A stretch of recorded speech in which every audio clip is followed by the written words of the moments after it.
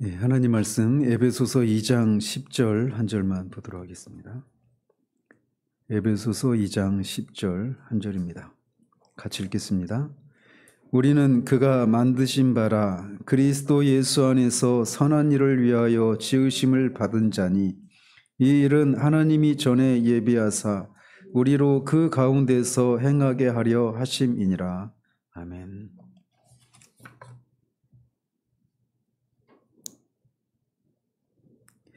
지금도 막 우리는 그가 만드신 바라 라고 하는 이 말씀을 읽는데 마음이 막 울컥합니다.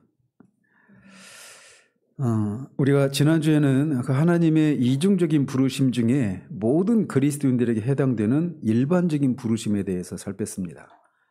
이게 구원받지 못한 자들이 아닌 이제 구원받은 자들에게만 해당되는 부르심이라고 하는 측면에서는 특별한 부르심이지만 구원으로 부르심을 모든 그리스도인들이 구원으로 부르심을 받은 것에서는 우리가 모두에 해당되기 때문에 이런 부르심을 일반적인 부르심이다 이렇게 말씀을 드린다고 했어요. 그래서 모든 그리스도인들은 예수를 믿고 구원받으라 라고 하는 그런 부르심을 받는데 이 부르심이 믿는 자 개개인의 모든 그런 부분, 모든 관계, 하나님과 우리와의 관계에만 해당되는 것이 아니라 사람과 사람 사이에, 또 사람과 피조물들 사이에, 그리고 우리의 과거와 현재와 미래 이 모든 영역에 걸쳐서 다 그렇게 아울러지는 그런 부르심이다라고 하는 것을 말씀을 드렸습니다. 기억이 안 나시면 다시 들으십시오. 제가 이렇게 전했습니다.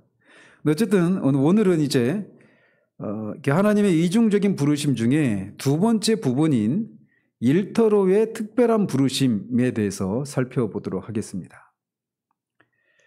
성경은 하나님 나라로 부르심 받은 우리가 각자 하나님 나라를 나타내고 확장하는 그런 독특한 역할을 부여받았다라고 밝힙니다. 하나님이 우리 각자에게 허락된 날들이 얼마나 되는지 사람마다 다 다르지만 우리가 받은 우리에게 주어진 그 인생 동안 그 날들을 우리의 특정한 임무를 발견하고 삶으로 실천하는데 그렇게 그 날들을 사용을 해야 합니다. 그래서 우리가 어떤 취업을 하고 있는 직장이라고 하는 것이 있어서 취업을 할 때이든지 또는 실업 상태 가운데 있든지 또는 그런 일을 감당할 수 있는 건강이 있어서 건강할 때든지 아니면 또 건강하지 못한 날이든지 우리 각자를 통해서 하나님 나라의 어떠한 것을 드러내도록 우리에게 주신 그 임무는 결코 중단이 없다라는 겁니다. 그래서 세상에서는 정년 50 몇 세 딱 정해져 있잖아요. 교원들은 63세 이런 식으로 정년이 정해져 있지만 그리고 목회자의 경우에는 70세까지 이렇게 정해져 있지만 하나님으로부터 부르심 받은 우리는 정년, 은퇴 이런 개념이 없습니다. 그래서 우리가 죽을 때까지 우리 각자에게 하나님이 다 우리만 감당할 수 있는 그런 각자 고유한 그런 부르심이 있다라는 겁니다. 그거를 특별한 부르심 이렇게 부르는 거예요. 그래서 하나님은 우리가 지난주에 살펴봤던 그 에베소서 2장 1절에서 9절까지 해서 확인했듯이 하나님이 먼저 허물과 죄로 죽어 있었던 우리를 믿음으로 말미암아 은혜로 우리를 구원하셨습니다. 그리고 하나님은 우리를 죽음에서 건지셨을 뿐만 아니라 우리를 고치시고 온전하게 우리를 그렇게 다듬어 가십니다. 왜 그런 일을 하시느냐? 우리를 구원하시고 죄의 사함과 영생의 선물을 주시는 것으로 끝나는 것이 아니라 그렇게 부르심 받은 우리를 계속해서 하나님의 형상으로 지어 가시고 우리를 온전한 사람으로 그렇게 구비되어 가도록 준비시키는 일을 하시는 이유가 뭐냐라고 할 때 오늘 본문 2장 10절에서 그것을 말해주고 있다라는 거죠. 즉 우리가 그리스도 예수 안에서 선한 일을 하도록 우리를 그렇게 지으셨다라고 말을 하고 있는 겁니다. 우리는 하나님이 만드신 그런 사람들입니다. 그리고 하나님 우리를 만드셨을 때는 바로 이런 목적을 위해서 우리를 만드셨다라는 것이에요. 그리스도 예수 안에서 우리가 선한 일을 하도록 우리를 지으시고 만드셨다라는 겁니다. 성경에 기록된 성경에 기록된 다른 말씀과 함께 에베소서 2장 10절은 일이 그리스도 안에서 우리의 정체성과 목적의 핵심이라고 하는 것을 증거해 주고 있습니다. 그러니까 내가 누구냐라고 할 때 하나님이 그리스도 안에서 그리스도 안에서 하나님이 만드신 그런 존재이면서 그거에다가 그렇게 하나님이 우리를 그리스도 안에서 만드셨을 때 우리 개인에게 다른 사람도 아니고 그전에도 없었고 이후에도 없고 오직 우리라고 하는 존재, 독특한 우리를 통해서만 하나님이 하도록 하시는 그 일을 행하는 것 속에서 내가 누구인가가 확인이 된다라는 것입니다. 우리는 2장 10절에서 우리가 이렇게 살펴볼 그런 단어가 있다라면 만드신 바라고 하는 단어와 선한 일이라고 하는 그런 의미입니다. 그런 단어입니다. 이 만드신 바라고 하는 게 이게 그 로마서 1장 20절에 보면 그 만드신 바라고 할 때 그 만드신 바에 해당되는 게 뭐냐면 만물입니다. 하나님이 모든 피조물을, 모든 만물을 하나님이 만드셨잖아요. 근데 그때 그 만드셨다라고 하는 그 개념과 똑같은 단어가 여기서 쓰이고 있는 거예요. 모든 만물을 하나님이 만드셨던 것처럼 우리도 그렇게 만드셨다라고 말을 하고 있단 말이죠. 그래서 여기서 만드신 바에 해당되는 이 헬라어 단어가 포이에마라고 하는 단어입니다. 포이에마. 근데 이게 어떤 단어의 어원이냐면 시의 어원이에요. 시가 영어로 뭐죠? 포엠이잖아요. 그러니까 포엠이라고 하는 시의 어원이 포이에마, 만든 바다라고 하는 그런 단어란 말이죠. 그래서 하나님이 우리를 만드셨고 또 만물을 만드셨잖아요. 하나님이. 그런데 이 만드신 바라고 하는 것이 그 시의 어원이라고 그랬잖아요. 그런 면에서 보면 하나님은 최초의 시인이시다. 이렇게도 말할 수 있는 겁니다. 만드신 분이시니까. 그래서 모든 피조물과 우리의 삶은 하나님의 포이에마, 이 시적인 행위 또는 만드시는 것의 그런 결과다. 이렇게 말할 수가 있다는 것이죠. 그러니까 여기에서 이제 모든 만물이 다 각자의 어떤 쓰임에 맞도록 그렇게 지음을 받았잖아요. 그런 것처럼 우리 한 사람 한 사람도 다 쓰임에 어떤 쓰임을 위해서 그렇게 지음을 받았다라는 겁니다. 근데 그 자리는 오직 그 사람 우리만 감당할 수 있는 그런 자리예요. 누구도 그것을 대체할 수가 없는 그런 자리를 우리를 만드셨다라는 겁니다. 그래서 하나님은 그런 일을 하도록 우리에게 능력을 주시고 하나님을 향한 반응으로 우리는 선한 일을 행하게 되는 것입니다. 따라서 우리가 어떤 선한 일을 행하는 것은 그것에 주도권을 주신 분은 하나님이십니다. 하나님이 그것을 할 수 있도록 우리를 만드시고 그것을 할 수 있는 능력을 주셔서 그 결과 그것에 우리가 반응해서 그 하나님이 우리를 통해 하시고자 하신 일들을 우리가 해낼 수가 있다라는 것이죠. 따라서 우리가 하는 일은 하나님의 지으신 바의 일부다. 이렇게 말을 할 수가 있는 겁니다. 자, 그리고 2장 10절에서 우리가 두 번째로 살펴볼 단어는 선한 일이라고 할 때 그 일이라고 하는 단어입니다. 이게 헬라어로 에르곤이라고 하는 단어인데 이거는 어떤 무기력함이나 실천 없는 말과 대비되는 그런 개념으로 행동이나 행위를 뜻하는 그런 단어입니다. 그래서 이 단어가 신약에 모두 169번에 걸쳐서 이렇게 등장을 한다고 하는데, 이게 이제 뭐 그리스도의 일, 복음의 일, 어떤 영적인 일뿐만 아니라 우리가 선한 일을 하도록 우리를 지으셨다라고 할 때 그 선한 일이라고 하는 게 그 에르곤이라고 하는 단어가 그리스도의 일, 복음의 일과 같은 어떤 영적인 일과 관련된 단어, 그런 것과 관련해서만 쓰여지는 단어가 아니라 그런 것 플러스 가난한 사람들을 섬기는 일 또는 직업 혹은 직장을 표현하는 그런 단어이기도 하단 말이죠. 그래서 선한 일을 위해서 우리가 지음받았다라고 할 때 그 선한 일에는 영적인 것들과 그것과 직접적으로 관련되어 있는 그런 일뿐만 아니라 우리가 영적이지 않다라고 생각하는 그런 일도 다 포함된단 말이에요. 그래서 구약 성경에 우리가 창세기 2장 15절에 보면 하나님께서 아담을 창조하시고 에덴 동산에 두셨잖아요. 그리고 그에게 내린 명령이 뭡니까? 이 동산을 경작하고 보호하라, 지키라라고 하는 그런 명령을 내리셨어요. 그거를 우리가 이제 문화명령이다. 문화명령이다. 이런 얘기를 했잖아요.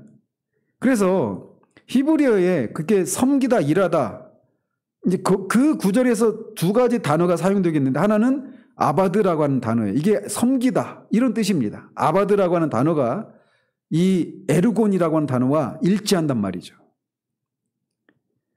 하나님이 인간에게 부여하신 그런 일을 뜻하고, 그래서 그 일은 십계명에서 명하는 일, 그리고 안식일을 지키라라고 할 때 그 일하지 말라라고 했잖아요. 안식일에서는. 근데 그 안식일 날에는 일하지 말라라고 말할 때 그 일과 관련된 그 내용을 표현하는 단어가 바로 이 단어라는 겁니다. 따라서 우리가 예수 그리스도의 그 보혈을 통해서 구속을 받았는데 무엇을 하도록 구속을 받았냐면 일을 하도록 구속을 받았다라는 겁니다. 그 구원의 은혜를 감사하고 찬양하고 하기 위해서만이 아니라 그것 플러스 우리로 하여금 일을 하도록 그렇게 부르심을 받았다라는 거예요. 그런데 이 일은 영적인 일에서부터 섬김과 긍휼의 사역 또 문화적인 사명 안에서 주어진 일반적인 일에 이르기까지 다양한 의미로 해석이 되는 겁니다. 그러니까 우리가 구원을 받으면 우리가 주님을 섬기는 그런 사역, 우리가 앞에 초기에서부터 말씀을 드렸지만 우리는 주님을 섬기는 사역을 전임 사역자 또는 파타임 사역자, 그리고 나머지는 뭐예요? 그냥 평신도, 그러니까 주님을 위한 사역자라고 하는 이런 개념을 안 가지고 있단 말이에요. 그런데 그렇지가 않다라는 겁니다. 하나님 우리를 선한 일을 하도록 부르심을 받았다라고 할 때 그 일에는 영적인 일뿐만 아니라 우리가 하는 그런 문화적인 사명을 감당하도록 하기 위한 그런 모든 일도 다 선한 일에 해당이 될 수 있다는 겁니다. 이 가능성을 제가 말씀드리는 이유는 뭐냐면 그런 것들이 다 선한 일이다 말할 수 없는 그런 경우들이 있기 때문에 그래요. 어떤 동기로 하느냐, 어떤 힘의 원천을 빌어서 하느냐에 따라서 그게 선한 일이 될 수도 있고 아닐 수도 있기 때문에 이런 가능성의 차원에서 말씀을 드리는 거죠. 따라서 우리는 이 선한 일을 하도록 위해서 우리가 부르심을 받았다라고 할 때 그 일이라고 하는 단어를 영적인 의미로만 이해하지 않도록 주의해야 합니다. 사실 이런 것 때문에 지금 제가 이거를 오랫동안 지금 계속 해나가는 겁니다. 모든 선한 일이라고 할 때 그것은 말 그대로 모든 선한 일입니다. 영적인 일뿐만 아니라 하나님 앞에서 도덕적으로 하자가 없는 그런 것들, 이런 것들이 다 선한 일에 해당될 수 있단 말이죠. 따라서 그것은 이 말이 우리의 모든 일이 선한 일이 되어야 한다라고 하는 것을 말해주는 거예요. 그리고 그 선한 일이 결국은 어떤 사람들을 섬기는 걸 통해 궁극적으로는 누구를 섬기는 거예요? 하나님을 섬기는 것이기 때문에 우리는 그 모든 일에 있어서 그 일들을 탁월하게 해야 한다라고 하는 것을 우리에게 교훈해 주는 것이기도 합니다. 그러니까 이거는 내가 영적인 일을 하도록 하기 위해서 필요한 어떤 재원을, 어떤 소득을 우리에게 돈을 벌어주는 그런 생계의 수단이나 또는 그런 영적인 일들을 감당하는데 방해가 되는 그런 일로 생각해서는 안 된다는 거예요. 그 일도 선한 일이기 때문에 그 일에 우리가 봉사해야 되는 그런 상황이라면 거기에서 우리가 우리의 최선을 다해야 될 뿐만 아니라 거기에서 우리가 발휘할 수 있는 최대치의 능력을 발휘해야 된다는 겁니다. 그래서 그리스도인은 자신에게 주어진 그 일, 상대적으로 다른 사람보다 어떤 그 생산성이나 이런 것들이 탁월함이 좀 떨어질 수는 있죠. 상대적으로. 하나님이 주신 그런 달란트가 다 다르니까. 그렇지만 자기 자신에게 주어진 그 능력치 안에서 하나님이 우리에게 주어진 그 잠재력의 차원에서는 그 일에 있어서 우리의 최대치를 발휘할 수 있어야 돼요.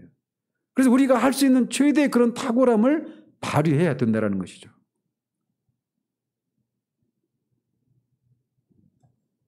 따라서 이렇게 우리가 지음을 받고 구속받은 목적으로 우리의 일을 이해한다면 우리가 단순한 어떤 직업이나 경력을 위한 발판이었던 그 일이 어떤 것으로 바뀌냐면 천직으로 바뀌게 되는 겁니다. 우리 앞에서 천직에 대한 개념을 살폈잖아요. 그래서 우리는 모두 같은 목적을, 한 가지 목적을 가지고 그렇게 부르심을 받았습니다. 그 한 가지 목적이라는 게 뭐냐? 우리를 통해서 하나님 나라의 가치관과 하나님 나라의, 제가 다양하게 표현하는 겁니다. 일부러. 그러니까 하나님 나라의 가치관과 하나님의 어떠하심과 또는 하나님의 통치 현실 또는 하나님 나라의 문화, 제가 다양하게 표현하는 그런 것을 드러내도록 우리가 부르심을 받은 거예요. 그걸 뭘 통해서? 우리의 일을 통해서. 그런데 우리가 수행해야 될 그 일은 사람마다 달라요. 그죠? 근데 부르심의 목적은 하나라는 겁니다. 부르심의 목적은 하나지만 이 목적을 달성하도록 부르심을 받은 우리에게 주어진 그 사명 또는 달란트라고 말하든지 이런 것들은 다 달라요. 사람마다. 그래서 이것에 대해서 마이클 노박이라고 하는 사람이 이렇게 표현을 했습니다. 우리는 각자 하나님의 형상을 따라 지음받은 존재다. 그렇게 그만큼 각자의 부르심도 독특하다.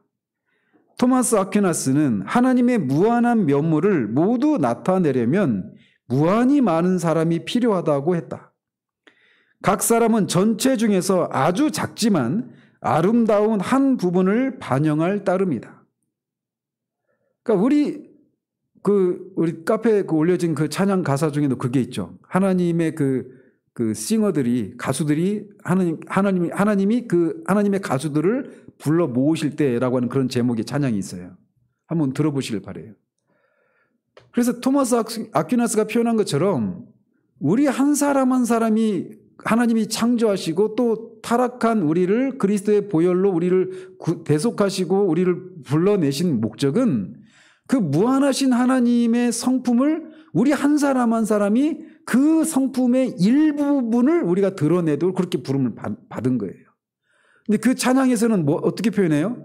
하나님이 창조 때 부르셨던 그 아름다운 노래가 있는데 그 노래의 한 소절 또는 그 멜로디 하나 이런 것들을 우리의 삶을 통해서 드러내도록 그렇게 우리를 부르셨다 이렇게 얘기해요. 그래서 그 사람들이 다 모여지면 하나님이 최초로 부르셨던 그 아름다운 노래가 이제 완성이 되는 거죠. 그런 것처럼 이 땅을 지나가는 우리가 삶의 이유도 바로 그런 것에 있는 거예요.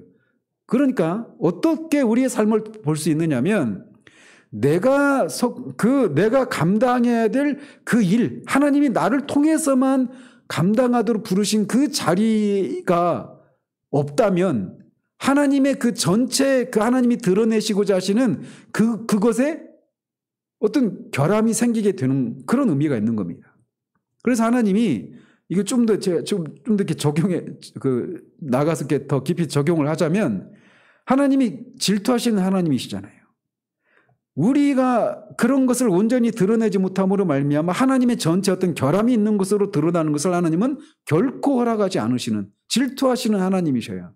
그렇기 때문에 우리를 징계하시면서까지 오래 참으시고 끝까지 우리를 참아내시면서 우리가 감당해야만 하는, 우리만이 감당할 수 있는 그 일을 감당할 수 있도록 우리를 구비시키고 준비시키는 그런 일들을 행해 나가신다라는 거죠. 우리 각자는 하나님의 무한하신 형상을 독특하게 반영을 합니다. 우리 자신의 본성과 선한 일, 하나님이 전에 예비하사 우리로 그 가운데서 행하게 하신 그 일이 하나님의 본성에 뿌리를 내리고 있는 겁니다. 그래서 우리 각자는 각자 다 다양한 일을 하게 되면서도 결국 우리가 각자 하고 있는 그 일들을 통해서 하나님 나라를 드러내는 이런 통일성을 드러내는 것입니다. 그래서 우리가 하고 있는 일들은 다 다양하잖아요. 다양한 일들을 통해서 하나님 나라라고 하는 한 가지 목표를, 통일된 이 목표를 드러내는 거예요. 그게 우리의 존재 이유가 바로 거기에 있는 겁니다. 그런데 바로 이런 거, 다양성 속에서 통일성을 나타내는 거, 이것은 어디에서 연유하냐면 삼위일체 하나님으로부터 연유하는 겁니다. 삼위일체 하나님이, 우리가 이게 나중에 이제 그 웨스트민스터 신앙고백에서도 우리가 또 살피겠지만, 삼위일체 하나님은 단순히 그냥 하나님의 존재 방식과 하나님의 일하시는 방식, 이런 차원에 있는 게 아닙니다. 하나님이 삼위일체라고 하는 것은 이런 거죠. 한 인격이, 신성에 있어서는 그 본질과 그 영광에 있어서는 하나이지만 독립된 새 인격체로, 새 하나님으로 계신다. 이게 삼위일체예요. 그래서 구별되는 그런 성부, 성자, 성령 구별되는 새 인격체로 계시면서 하나님이라고 하는 본성과 영광과 능력에 있어서는 한 분이신, 이게 바로 삼위일체의 존재 방식이거든요. 그러니까 이 얘기는 다른 말로 표현하면 하나라고 하는 면에서는 통일성을 이루고 있죠. 그런데 새 인격체라고 하는 면에서는 다양성을 이루고 있단 말이에요. 삼위일체 하나님이 다양성 속에서도 통일을 이루는, 또는 연합을 이루는 이런 방식으로 존재하시는데, 그 하나님이 천지를 창조하셨단 말이에요. 그렇기 때문에 창조된 모든 것들도 이 하나님의 존재 방식을 드러내는 드러내도록 하기 위해서 지음을 받은 겁니다. 그러니까 다양성 속에서 통일성을 이루도록 우리가 모든 만물이 지음을 받았던 거예요. 그러니까 교회도 마찬가지죠. 이게 살펴보겠지만, 교회도 여러 그 그리스도의 대속을 통해서 구원받죠. 똑같이 한 주로 말미암아 구원받습니다. 그리고 한 성령으로 우리가 한 성령으로 부르심을 받고 한 주로 구원받고 한 아버지 하나님을 섬기는 사람들이에요. 하나의 목적이죠. 똑같은 방법과 똑같은 그런 목적, 동력을 삼아서 우리가 구원을 받았는데 어때요? 그런 우리가 다 다르죠. 그래서 다양성 속에 통일을 이루는 것, 이거는 삼위일체 하나님으로 계시는 그 존재 방식에서 모든 것들이 거기에 연유되는 거예요. 교회의 존재도 그렇고 가정도 그렇죠. 남자와 여자라고 하는 구별된 이 두 독립체가, 다양한 존재가 하나를 이루는 거예요. 그 하나의 목적이 뭘까요? 말씀드린 것처럼 삼위일체 하나님 안에 있는 다양성 속에서 연합, 하나됨을 나타내는 그것을 가정을 통해서 드러내도록 하기 위한 것이 가정의 목적입니다. 결혼의 목적은 바로 그거예요. 그러니까 서로 다름을 나같지 않은 것 때문에 우리가 힘들어하잖아요. 왜 내 방식대로 그렇게 사고하고 행동하지 않는지, 남편이나 아내가 다 똑같이 그렇게 생각해요. 그런데 서로 다름을 나와 구별된 그런 다양한 존재로 부르심을 받은 거예요. 근데 그렇게 구별된 존재가 하나가 되는 겁니다. 그게 결혼의 목적이에요. 가정의 존재 이유가 거기에 있습니다. 스포츠도 그렇죠. 음악도 그래요. 88개의 그 건반이 다 다양한 소리와 음색을 내잖아요. 근데 이것이 하나의 아름다운 음악을 표현내는 거. 이게 진짜 음악이잖아요. 제대로 된 음악이잖아요. 이게 모든 존재하는 것들이 다 삼위일체 하나님으로부터 연유하는 거예요. 그리고 모든 존재하는 관계 이런 것들은 다 그거를 드러내도록 하는 거죠. 스포츠도 마찬가지. 11명의 축구 선수들이 다 포지션도 다르고 능력치도 다 다르고 다 다르지만 승리라고 하는 하나의 목적을 이루는 거. 이 모든 것 속에 다양성 속에 통일을 이루는 거. 이게 모든 관계들 속에 다 그렇게 드러나 있습니다. 근데 그것이 그 원천이 하나님이시라는 거예요. 삼위일체 하나님이시라는 겁니다. 삼위일체 하나님은 그냥 어떤 우리가 이해할 수 없는 난해한 그런 어떤 교리 체계 여기에 머무른 게 아니에요. 거기에서 우리 존재의 이유를 우리가 어디에서 내가 누구인가를 확인할 수 있는가를 드러내는 그런 것이 삼위일체 교리이기도 합니다. 어쨌든 우리는 각기 다른 은사와 재능, 개성과 역할, 책임이 있지만 동시에 우리 모두가 하나님의 형상이기 때문에 동등한 존엄성과 가치를 지닙니다. 그리고 삼위일체 한 분 한 분이 개성과 공동체 내에서의 관계에 따라 규정되는 것과 마찬가지로 우리 각 사람도 개인적인 차원과 공동체 차원에서 규정이 되는 거예요. 그러니까 성부, 성자, 성령 하나님이 그렇게 독립된 그런 인격체이시잖아요.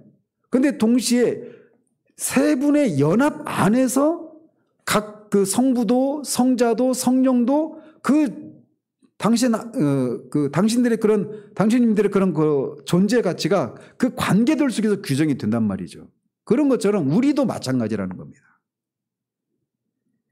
그래서 하나님이 교회를 부르실 때 공동체로 부르셨다라고 성경은 말합니다.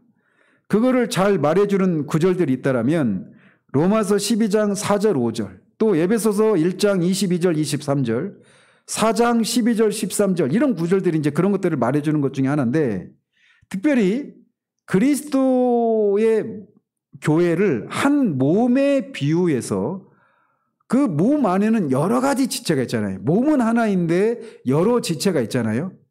그런 것처럼 그리스도의 교회를 그리스도의 몸에 비유하고 있는 이 고린도전서 12장 12절에서 27절까지에서 이 사상이 매우 잘 상세히 나타나 있습니다. 제가 시간 관계상 읽지는 않겠지만 여러분이 보시길 바랍니다. 그 12절에 보면 몸은 하나인데 많은 지체가 있고 몸의 지체가 많으나 한 몸임과 같이 이렇게 말을 하고 있어요. 그래서 그리스도의 몸, 교회잖아요. 그리스도의 몸 안에는 여러 지체가 있잖아요. 각각의 지체는 우리 한 사람 한 사람에 비유할 수 있습니다. 근데 우리 한 사람 한 사람의 존재 가치는 우리 지체 하나, 손가락, 귀 하나하나의 그 가치도 있지만 이게 따로 있을 때는 존재의 의미가 없습니다. 귀가 혼자 있는 게 무슨 의미가 있어요? 소모제 같은 그런 귀를 가지고 있어도 그게 몸에 붙어 있을 때 귀로서의 그런 정당한 의미가 가치가 있게 되는 거잖아요.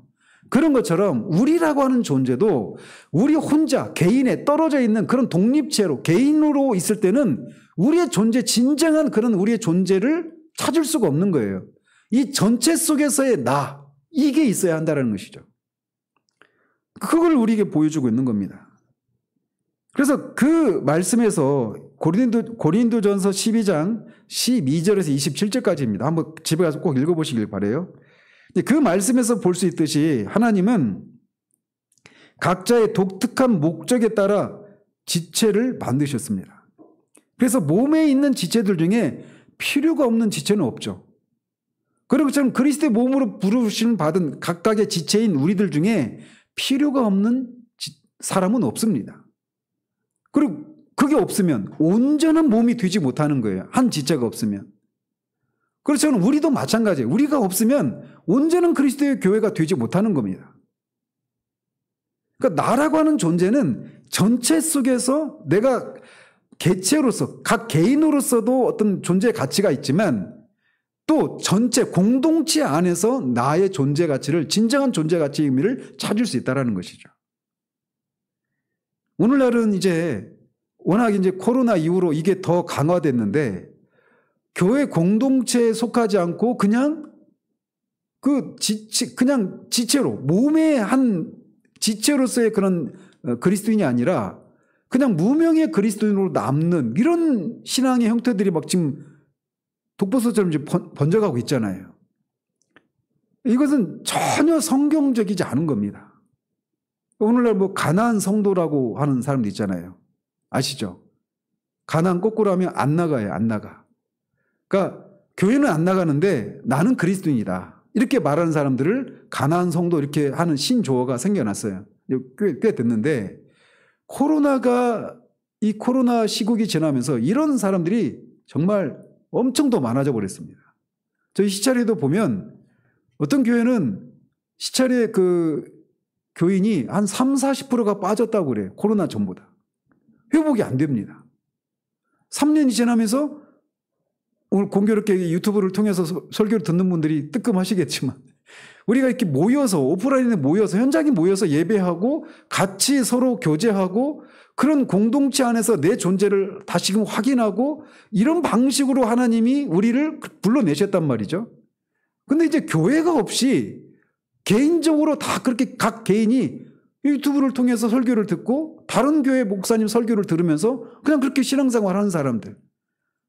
교회 출석은 하지만 교회 등록을 하지 않은 채 그냥 무명의 그리스도인으로, 익명의 그리스도인으로서 그렇게 신앙생활 하는 사람들이 우리 시대 그 코로나를 지나면서 이런 사람들이 전에도 있었지만 이게 너무나 많아져 버린 그런 시대를 살고 있어요. 그런데 우리 존재는 나 한 사람 개인으로서도 내 존재가 누구인가가 하나님 앞에서 내가 누구인가가 확인이 되지만 공동체로 우리가 존재할 때 공동체 안에서 내 존재가 다시 규정되는 이런 것이 있다는 것이죠. 이게 정말 우리 시대에 회복되어야 될 그런 것 중에 하나입니다. 어쨌든 우리는 각자가 다른 역할과 기능을 하지만 모든 지체가 똑같이 귀하고 소중합니다. 가치가 없는 있으나 마나 또는 없어야 될 그런 지체는 없어요. 이런 것을 이제 로마서 아까 말씀드린 그런 본문들에서 말을 하고 있는 겁니다. 그래서 그리스도는 그리스도의 몸에 다양한 은사를 주십니다. 이를테면 고린도전서 12장 4절에서 7절 한번 찾아보십시오. 고린도전서 12장 4절에서 7절 그리고 11절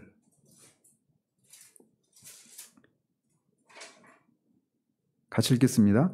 은사는 여러 가지나 성령은 같고 직분은 여러 가지나 주는 같으며 또 사역은 여러 가지나 모든 것을 모든 사람 가운데서 이루시는 하나님은 같으니 각 사람에게 성령을 나타내심은 유익하게 하려 하심이라. 11절로 가서 이 모든 일은 같은 한 성령이 행하사 그의 뜻대로 각 사람에게 나누어 주시는 것이니라. 자, 이 구절들에서 말하고 있는 건 뭐냐? 하나님이 그리스도의 몸이 연합과 다양성을 기초로 은사를 주시는 근거가 그 하나님의 연합과 다양성이라고 말을 하고 있다는 것이죠. 지금 말씀드린 것처럼 하나님은 한 분이지만 세 인격체로 존재하신단 말이에요. 그런 것처럼 그리스도의 몸은 하나죠. 그런데 그 몸을 이루기 위해서 다양한 지체들을 주셨다라고 말하고 있단 말이죠. 따라서 하나님은 다양성 가운데 연합을 창조하셨습니다. 그리고 또 번성을 위한 씨앗의 원칙을 확립하셨다라고 말하는데 이게 뭐냐면 하나님이 주시는 은사에는 우리 각자에게는 다 하나님이 은사가 주어져 있습니다. 하나님 나라를 섬길 수 있도록. 내가 하나님 나라를 섬기는데 나한테 어떤 은사가 있나 이렇게 생각할 수 있는데 은사가 없는 하나님의 백성은 아무도 없습니다. 우리는 은사하면 뭘 생각해요? 먼저 어떤 초자연적인 은사를 먼저 떠올리잖아요. 방언을 하는지 신유 은사가 있는지 귀신을 쫓는 그런 은사가 있는지 예언의 은사가 있는지. 그런데 은사는 그 초자연적인 은사만이 은사가 아니라 자연적인 은사도 하나님을 섬기기 위한 그런 은사가 될 수 있습니다. 그래서 은사가 없는 사람은 없습니다. 하나님은 다 각자에게 은사를 주셨어요. 근데 우리 생각에는 그 은사가 조금 더 나은 은사가 있고 좀 낫지 못한 은사가 있고, 그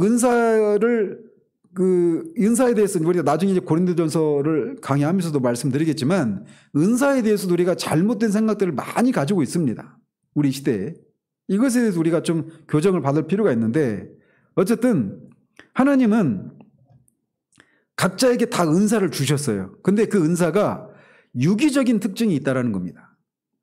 이게 무슨 말이냐? 내가 교회를 섬기도록 하나님이 각자에게 주신 은사를 따라서 섬길 때 그것이 그냥 다른 사람과는 상관이 없이 그 은사가 작용하는 것이 아니라, 그 은사가 다 모든 사람과 다 유기적으로 관계가 있어서 관계가 있다는 겁니다.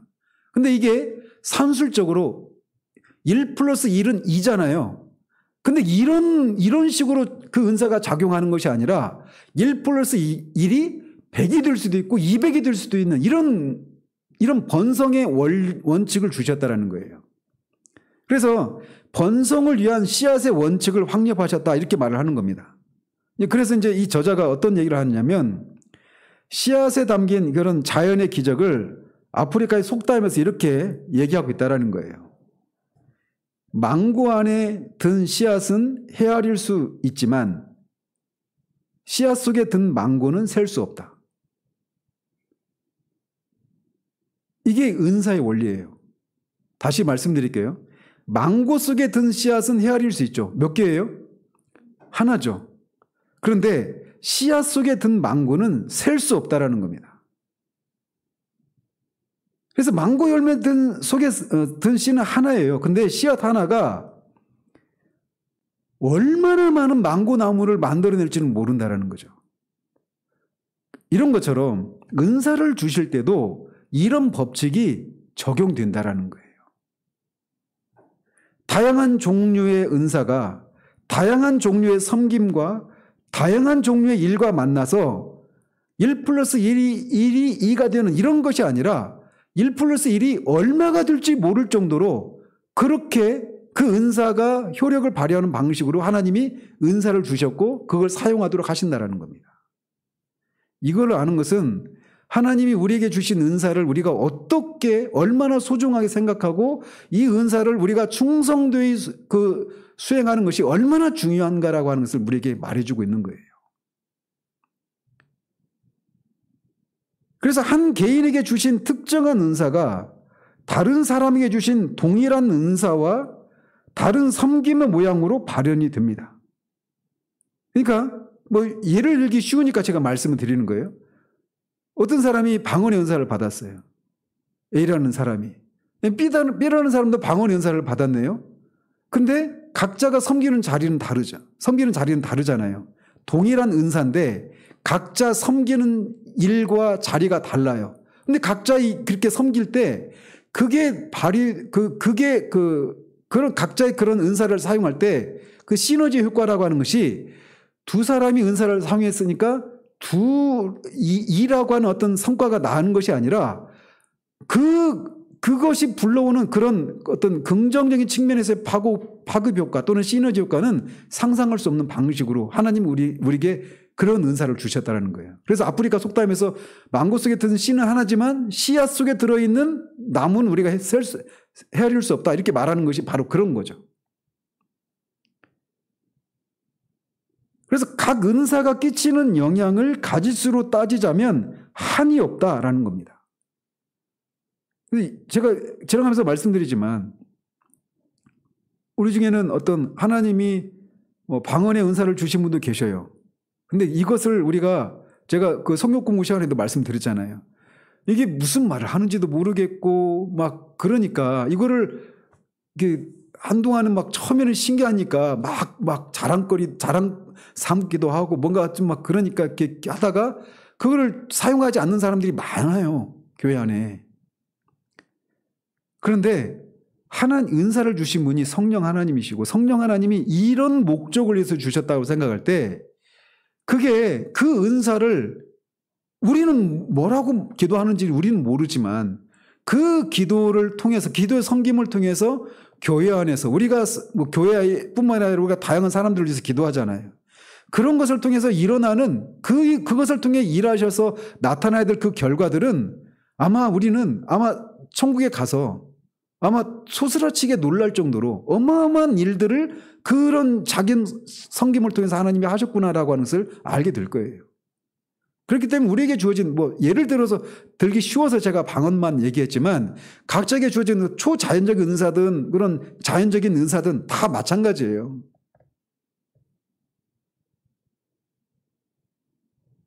그래서 이 은사가 끼치는 영향을 가짓수로 따질 수가 없습니다. 그렇지만 그 모든 은사가 다양하지만 한 가지 공통의 목적이 있어요. 그러니까 여기서도 다양성과 통일성이라고 하는 이것이 또 여기도 적용되는 거죠. 무엇을 위해서예요? 교회의 유익을 위해서예요. 개인의 유익을 위해서가 아니라 몸 전체의 유익을 위해서 사용하도록 하셨다는 겁니다. 그러니까 나에게 주어진 그 은사를 사용하지 않는 것은 교회 전체에 유익을 끼치는 일이 진행되지 못하는 것을 의미하는 거예요. 그래서 에베소서 4장 11절에서 13절에서도 같은 것을 말해주고 있습니다. 은사를 주신 목적이 개인의 유익을 위한 것이 아니라 교회 공동체 전체를 위한 것이라고 하는 것을 말이죠. 그래서 그 구절에 보면 어떤 사람은 사도로, 어떤 사람은 선지자로, 어떤 사람은 복음 전하는 자로, 어떤 사람은 목사와 교사로 삼으셨으니 이는 성도를 온전하게 하여 봉사 일을 하게 하며 그리스도의 몸을 세우려 하심이라. 그리스도의 몸을 세우도록 하기 위해서 다양한 이런 직분들을 주셨다는 거죠. 마찬가지로 그리스도의 몸을 세우기 위해서 다양한 은사들을 주신 거예요. 그래서 그 은사가 특별한 것이든 초자연적인 것이든 아니면 일반적이고 그렇게 눈에 두드러지지 않은 그런 것이든 간에 이거는 제가 다음 주에 할 겁니다. 다음 주에. 근데 그런 것이든 간에 우리에게 주어진 그것이 교회 공동체 전체를 위한 그런 은사라고 생각할 때 그거를 사장시켜서는 안 돼요. 적극적으로 활용을 해야 되는 겁니다. 그래서 교회 안에서 이렇게 다양한 직분을 세우시는 이유는 교회가 봉사의 기능을 감당하고 그것을 통해 그리스도의 몸의 연합과 성숙함, 충만함이 굳건해지도록 하기 위해서다라고 말하고 있는 겁니다.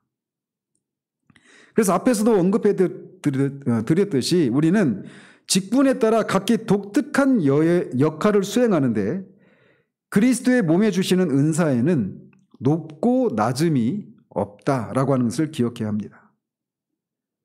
건강한 교회는 자신만을 위해 존재하지 않습니다.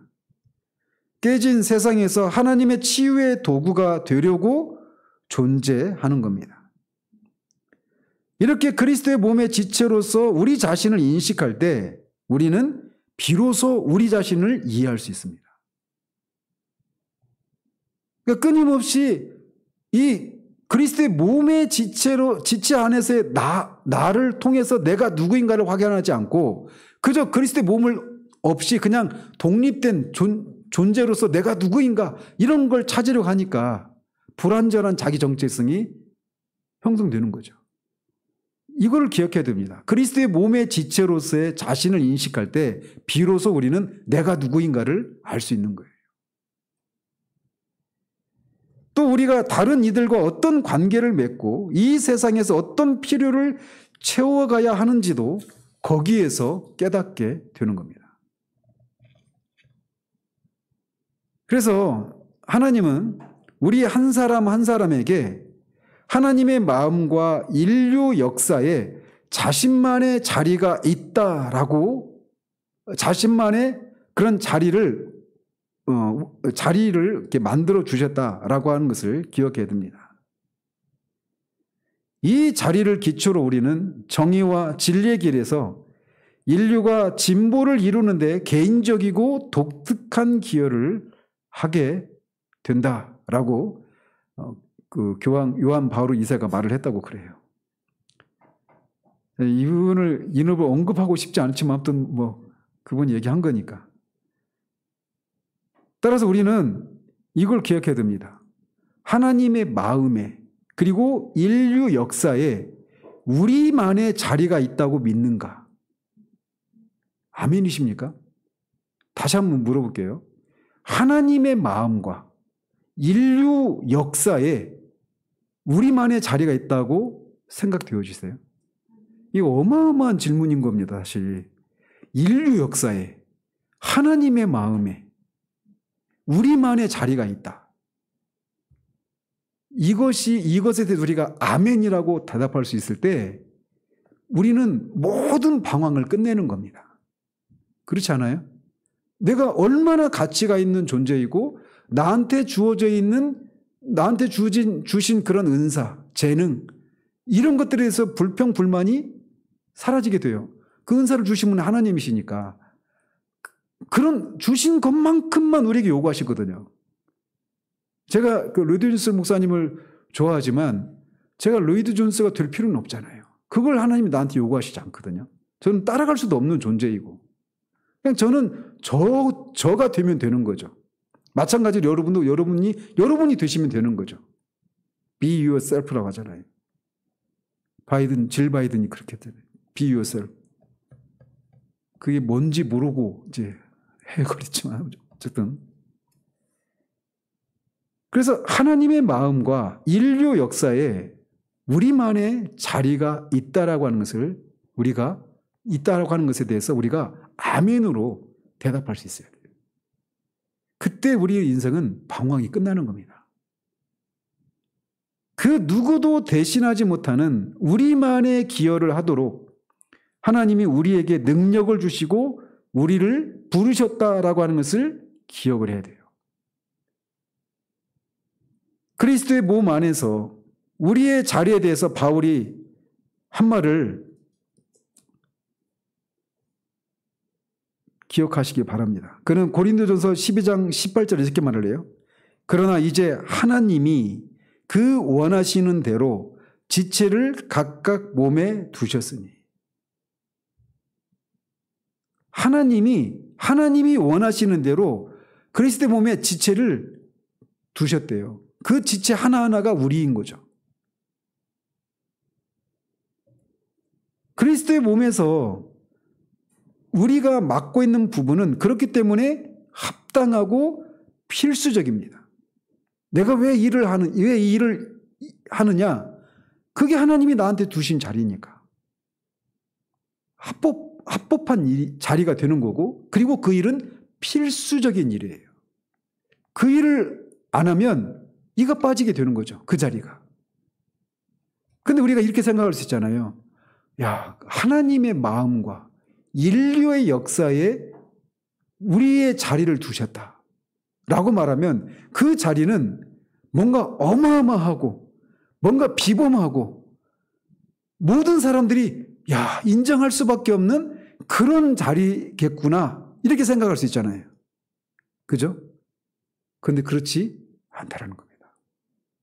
하나님은 평범함 속에 거하십니다. 이것에 대해서 이것은 이제 다음 주에 하겠어요. 다음 주에. 근데 제가 이 부분을 생각할 때도 얼마나 위로를 받는지 몰라요. 얼마나 많은 위로를 받는지. 우리가 사실 이런 생각들을 종종 하잖아요.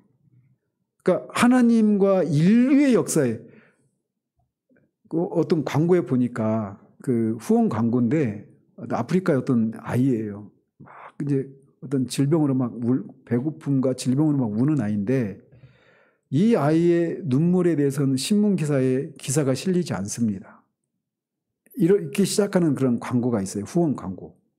어디 기아대책인가 어디서 하는 건데. 그런 것처럼 우리가 매일매일 감당하는 그 평범한 일, 그리고 평범한 우리들이 기분 나쁘십니까? 우리가 다 평범한 사람들이잖아요.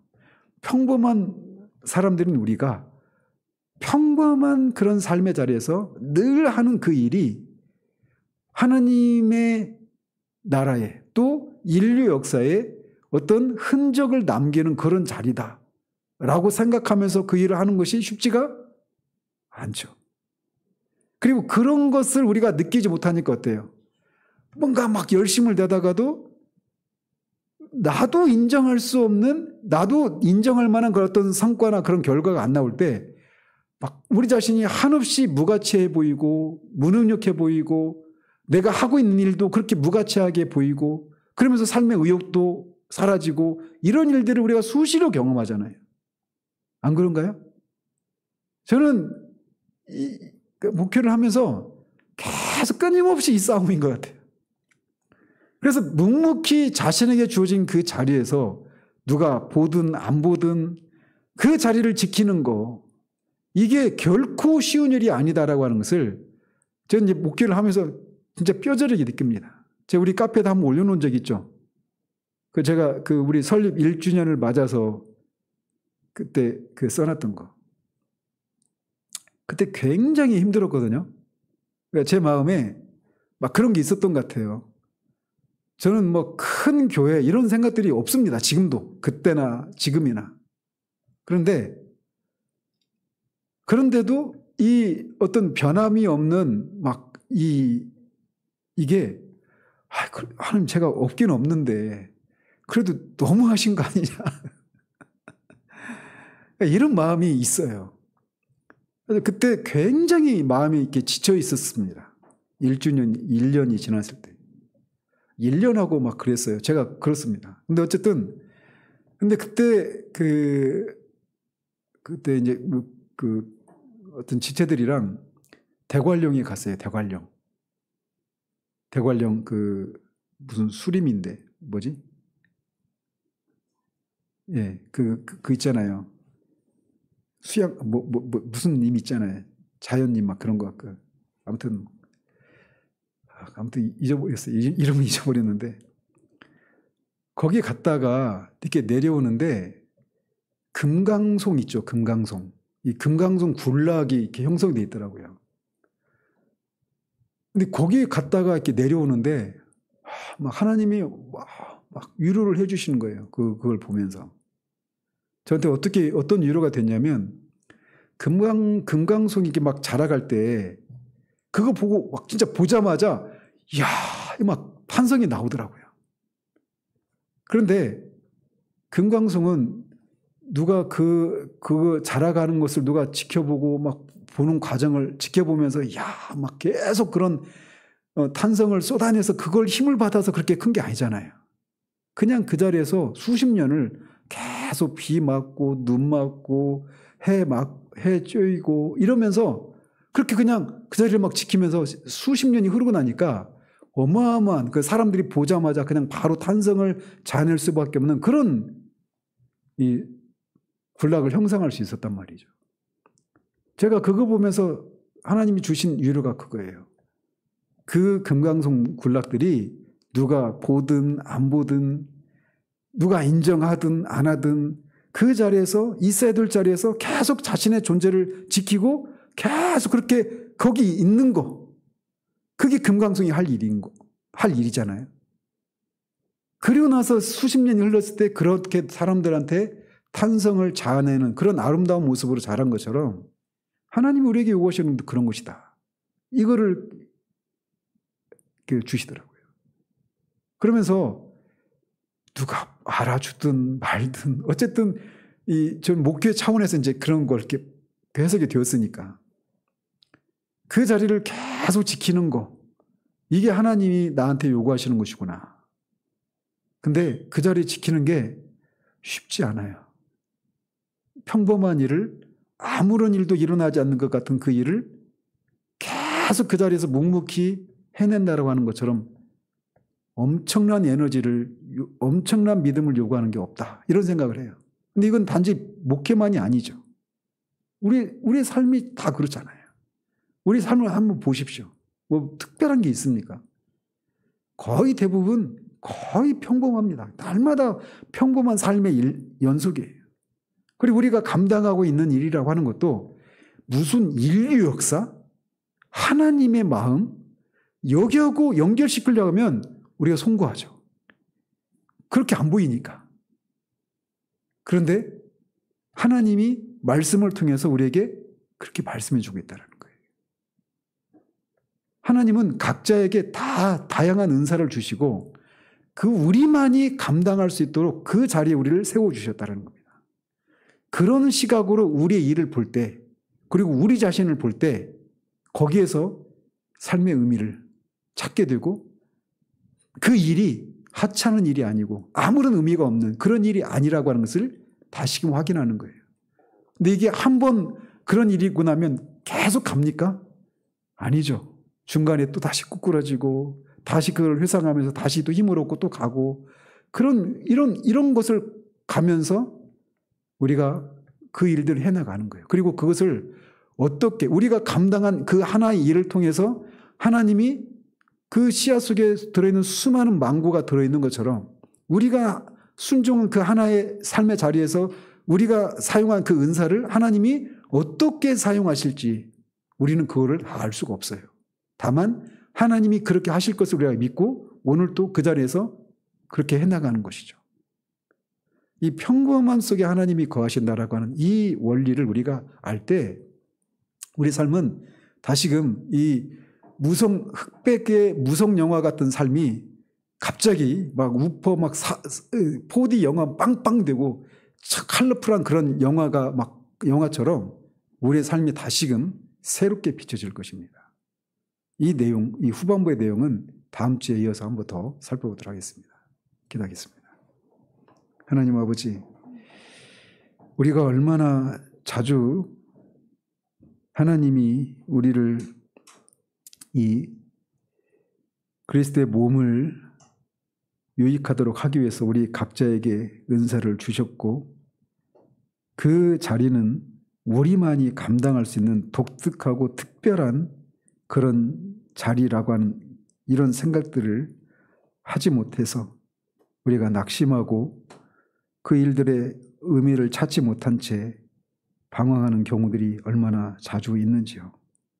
하나님 다시금 말씀을 통해서 우리 각자에게 주어져 있는 그 자리, 그리고 그 자리는 남들은 별로 그렇게 흠모할 만한 그런 자리가 아니고 그런 일이 아니고 또 그런 일을 하고 있는 나 자신도 그다지 큰 그런 능력이 있는 그런 은사의 소유자가 아닌 것처럼 보이는 그런 속에서도 그 자리가 의미가 있는 것은 하나님이 우리를 그 일을 감당하도록 우리를 만드셨고 그 일을 감당할 수 있는 능력을 주셨기에 그리고 그 일을 통해서 하나님 나라의 전체 이 역사를 이루어가는 일에 우리만이 감당할 수 있도록 그 자리를 맡겨주셨기 때문에 거기에서 우리의 존재가 우리 일이 의미가 있음을 말씀을 통해 다시금 회상하게 됩니다. 하나님 이 진리를 우리가 잊지 않을 수 있도록 하나님 도우시옵소서. 그래서 우리에게 주어진 그 일을 하나님 소홀히 여기지 않고 그 진정한 의미를 알고 매일의 삶 가운데서 우리가 정말 얼마나 소중하고 귀한 자리와 그런 임무를 띠고 있는지를 알아 그 일에 충성할 수 있는 우리의 최대치를 발휘할 수 있는 그런 우리들 될 수 있도록 도와주시기를 원합니다.